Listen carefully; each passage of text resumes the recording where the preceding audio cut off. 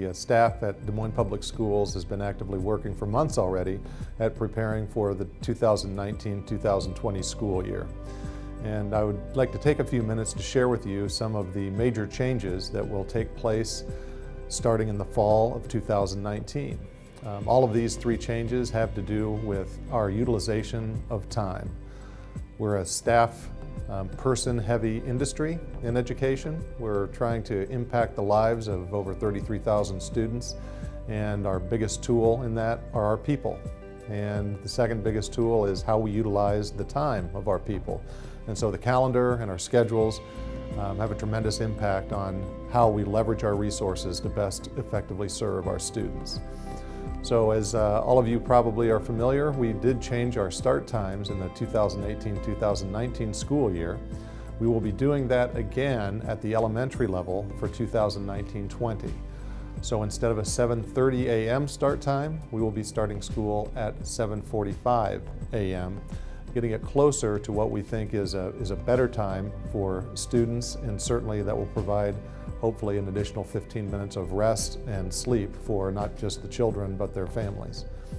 The second big change for this upcoming year is that we will no longer have the early release on Wednesdays. So now every school day will be the same length, hopefully providing a convenience for families, especially those families in need of childcare when their children are not in school but before the adult workday ends.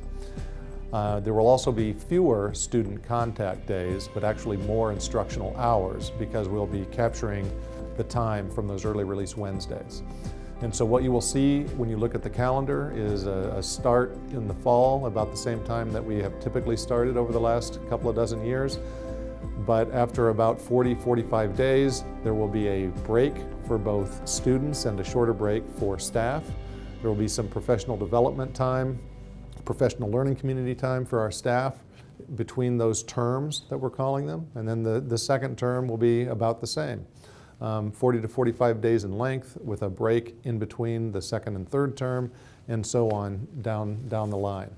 So as we move forward with our Schools for Rigor initiative, we are trying to have a calendar that reflects the structure of that school improvement initiative. So we're trying to have the calendar follow the learning cycles, the 4 learning cycles that we implement in our Schools for Rigor around the district. And then finally, the last change is will impact our high schools. The district at all of our comprehensive high schools has followed an A-B block schedule, where students have 4 classes on one day, and then the next day they have a different 4 classes. And then that schedule alternates throughout the year. So the class periods are longer than in a typical 7 or 8 period day, but students meet with their teachers on an every other day basis. What we will be moving to in the fall of 2019 and beyond is what we're calling a 7-period modified block schedule. So rather than taking 8 classes, students will be taking 7 classes.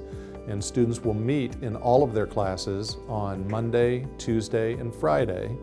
And then on Wednesday and Thursday, 6 of those classes will alternate, and they will have a longer class period on Wednesdays and Thursdays. So it's sort of a blend between the old traditional 7 or 8 period day, where class periods are 45 to 50 minutes long, and the block schedule, where class periods are between 80 and 90 minutes long, trying to give the best of both worlds.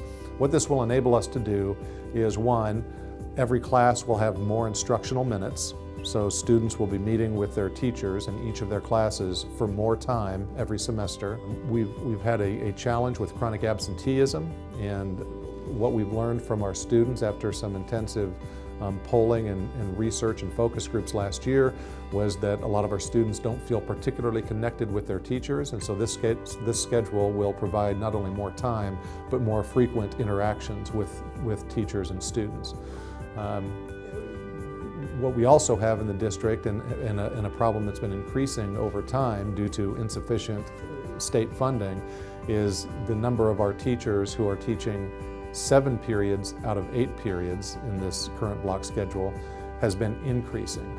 So at the beginning, 10 years ago, Most all of our teachers at the high school level were teaching 6 periods out of the 8 periods available.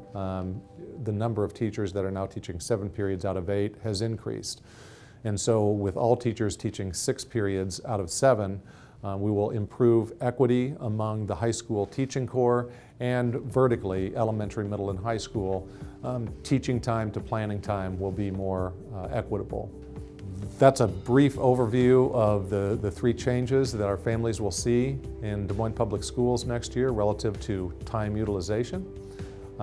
If you have any questions, you can go to our website at www.dmschools.org and look at the information on the website relative to these changes, and especially in regards to the high school schedule change. There is rich information that was garnered not only from staff but from 6 different community meetings that we had on this topic in the last 2 months. At Des Moines Public Schools, we're constantly striving to improve the experience of our students and our families with the school district. In the face of these even more challenging budget times over the last 7 years, we're getting even more creative in how we utilize our 2 most precious resources, our staff and our time, to best serve our students. Thank you for working with us to make a successful transition with these changes in the 1920 school year.